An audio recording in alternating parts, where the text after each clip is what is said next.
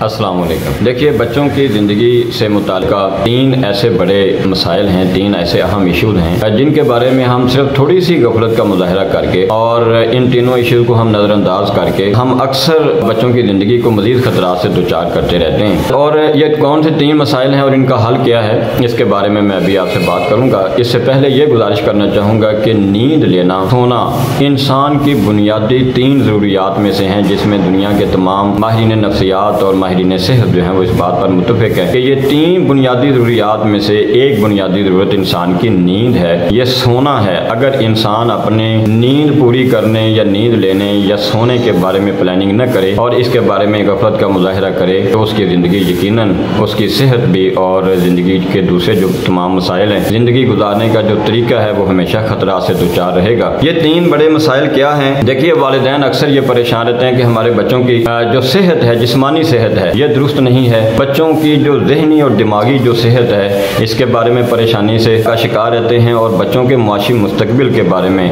فکر مند رہتے ہیں۔ دیکھیے، رسول اللہ صلی اللہ علیہ وسلم نے ارشاد فرمایا کہ رات کو جلدی سو جایا کرو، اور اللہ تعالیٰ کی ذات نے خود اپنے پیارے پیغمبر صلی اللہ علیہ وسلم کو حکم دیا قرآن مجید میں کہ آپ فتہجد بہ نافلۃ لک، کہ آپ رات کو اٹھ کے تہجد کے نوافل جو ہیں وہ آپ ادا کیا کریں۔ اور پھر فرمایا ان ناشئۃ اللیل ہی اشد وطئا واقوم قیلا، یہ جو رات کے پچھلے پہر جاگنا ہے نا، یہ نفس کو کچلنے، سیلف کنٹرول کے لیے یہ بہت ضروری ہے، اور پھر اپنی بات کو سیدھے انداز میں کرنے کے لیے یہ بہت ضروری ہے۔ دیکھیے، جو تین مسائل میں نے جن کے ابھی نشاندہی کی ہے اور یہ جو خطرات ہیں، ان کا حل کیا ہے؟ اگر ہم یہ چاہتے ہیں کہ ہمارے بچے جسمانی طور پر صحت مند رہیں،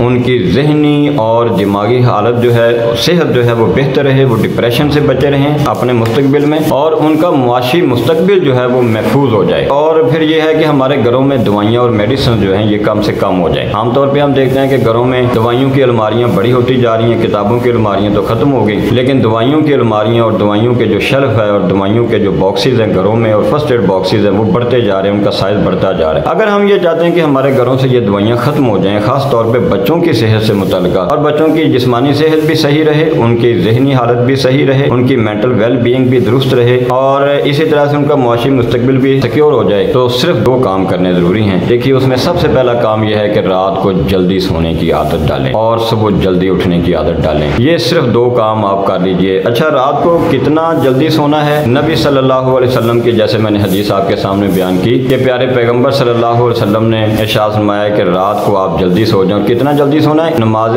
عشاء ادا کرنے کے بعد جتنا جلد آپ سو سکتے ہیں، غیر ضروری مصروفیات کو آپ ترک کر دیں، اور صبح کتنا اٹھنا ہے؟ نماز فجر سے آپ جتنا پہلے اٹھ سکیں۔ دیکھیے، نیند لینا بہت ضروری ہے اور یہ انسان کی بنیادی ضروریات میں سے ایک ہے، لیکن یہ بچوں کے لیے 6 سے 7 گھنٹے یا 8 گھنٹے زیادہ سے زیادہ یہ نیند کافی ہے۔ سردیوں اور گرمیوں کے لیے ظاہر ہے کہ یہ عشاء کی نماز کی ٹائمنگ اور فجر کی نماز کی ٹائمنگ تبدیل ہوتی ہے، اس کے حوالے سے تو پلاننگ ہم نے خود کرنی ہے موسم کی صورتحال کے مطابق۔ تو آپ یہ بھی دیکھیے کہ جو بچے رات کو 3 گھنٹے پڑھتے ہیں، نماز عشاء کے بعد اکثر بچوں کو پڑھنے کی عادت ہوتی ہے اور وہ رات کو دیر تک پڑھتے رہتے ہیں۔ آپ یہ تجربہ کر کے دیکھ لیجیے، رات کو جو بچہ 3 گھنٹے پڑھتا ہے اور پڑھائی کرتا ہے اور جتنا وہ چیزیں یاد کرتا ہے اور ذہن نشین کرتا ہے، آپ اس کو نماز فجر سے 1-1.5 گھنٹہ پہلے اٹھائیے اور آپ اس کا ٹیسٹ لیجیے، چیک کریں۔ وہ اس وقت میں 1 گھنٹے میں جو پڑھے گا نا، وہ رات کے 3-4 گھنٹوں سے زیادہ افیکٹو اس کے رزلٹس ہوں گے، اس کو زیادہ ذہن نشین بھی ہوگا، اس کے رزلٹس بھی اچھے ہو جائیں گے، اور اس کو سر میں درد نہیں ہوگا۔ یہ جو سر میں درد کا، بچوں کو ذہین اسٹوڈنٹس جو ہوتے ہیں، انٹیلیجنٹ اسٹوڈنٹس ہیں، پڑھنے والے ہیں، پڑھائی میں توجہ کرنے والے، یہ جو بچے ہیں ان کو اکثر سر میں جو درد کی شکایت رہتی ہے، اس کی ایک وجہ یہ بھی ہے کہ جو بچے رات کو دیر تک جاگتے ہیں اور صبح جلدی نہیں اٹھتے۔ تو ایسے بچوں کو اگر آپ صبح جلدی اٹھانے کی عادت ڈالیں کہ وہ صبح اٹھ کے پڑھیں نماز فجر سے پہلے، تو آپ دیکھیے ان کا یہ مسئلہ بھی انشاءاللہ تعالی